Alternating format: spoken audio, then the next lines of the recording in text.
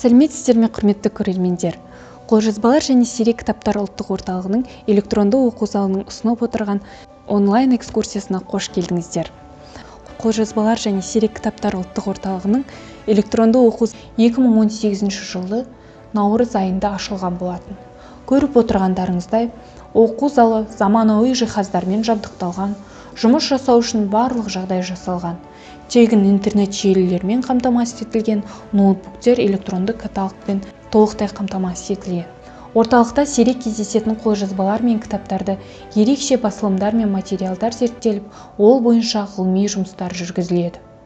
Бүгінгі таңда қорда 7000-ға жуық сирек кездесетін және құнды кітаптар бар. Олардың ішінде Орта Азия мен Қазақстанның, алыс жақын шетелдің, ресейлік зерттеушілердің еңбектері, сөздіктер, энциклопедиялар, белгілі тұлғалардың шағын қолтаңбалары бар кітаптар, отандық авторлардың құнды шығармалары, атластар мен статистикалық мәліметтер бар. Орталық 17-19 ғасырдағы шығыстық қолжазбаларға бай.